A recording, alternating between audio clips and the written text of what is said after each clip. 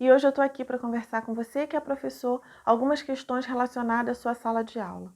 Por que a criança com TEA apresenta alguma dificuldade para copiar do quadro e qual o tipo de letra que é mais fácil para ela desenvolver e para ela escrever? Vamos lá?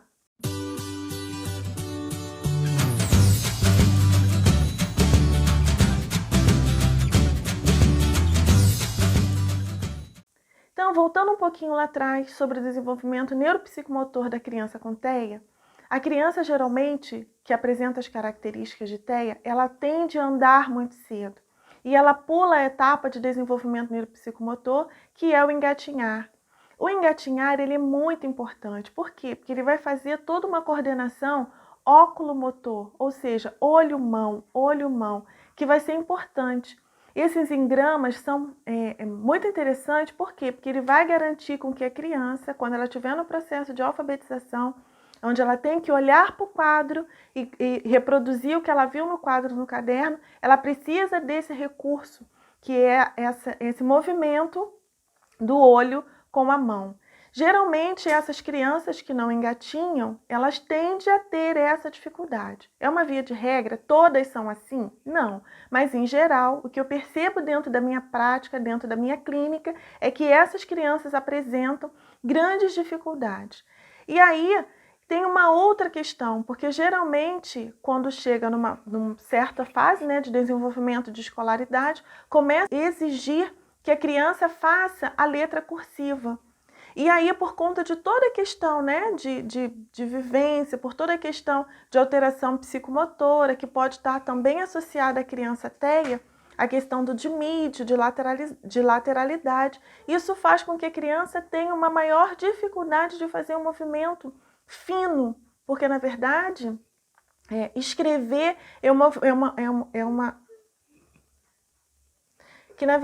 escrever é um movimento de motricidade fina e que tem que ter toda uma organização, né? Não só de punho e mão, mas como de braço, tem toda uma dissociação do corpo que precisa estar envolvida para essa segmentação de efetivamente escrever.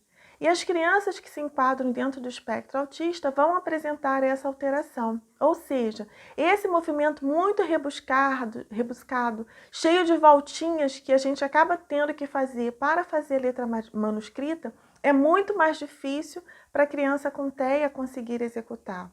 Logo, é interessante com que se apresente para ela, né, na verdade, que é o que a gente faz com as crianças típicas no início do processo de construção da aprendizagem, a letra bastão. Por quê? Porque são letras com traços mais retos, são letras que não têm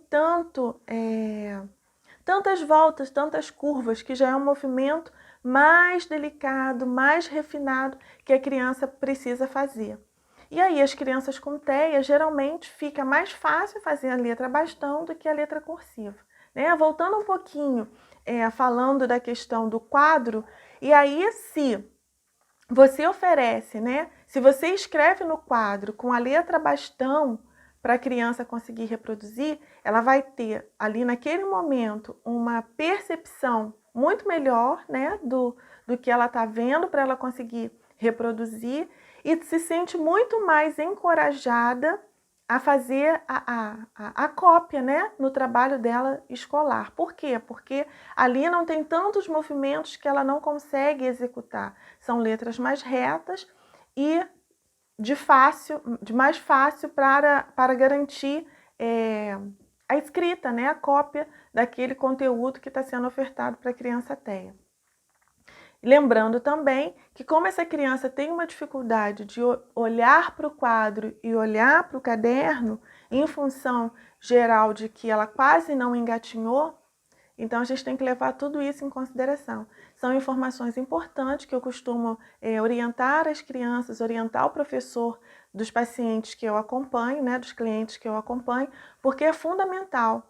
Então, em geral, às vezes, se você tiver como colocar um plano inclinado para que a criança não tenha que abaixar tanto a cabeça, né, para fazer aquele movimento numa mesa mais reta, numa mesa que está numa altura mais linear, mais reta, um plano inclinado, assim, onde ela não precisa fazer o movimento de abaixar tanta cabeça, você também vai estar facilitando com que a criança consiga e faça um desempenho melhor.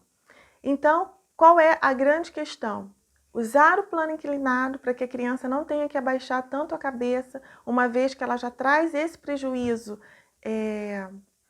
em função da história de vida pregressa dela. E uma outra sacada, não dá para exigir que ela faça uma letra cursiva. Não estou dizendo que ela não vai fazer, que ela não vai conseguir, mas isso vai de acordo com a maturação de cada um, né? O que eu não posso é exigir que a letra que a criança faça seja uma letra cursiva, porque tem toda aí uma questão de alteração de psicomotricidade, uma alteração mesmo da questão de consciência do corpo, que faz com que fazer esses movimentos mais finos e rebuscados traga aí um comprometimento até mesmo de comportamento, porque se eu lido com aquilo que eu não dou conta, como que eu vou reagir? Né? Com comportamento disruptivo, negando executar aquela tarefa. Então, para que o professor consiga um bom desempenho com o seu aluno, se faz necessário prestar atenção nessas questões que estão ligadas, né, de vida pregressa, mas que estão ligadas no que a criança tem que representar agora. Ok? Esse foi o nosso bate-papo de hoje. Espero você no nosso próximo vídeo. Obrigada. Tchau.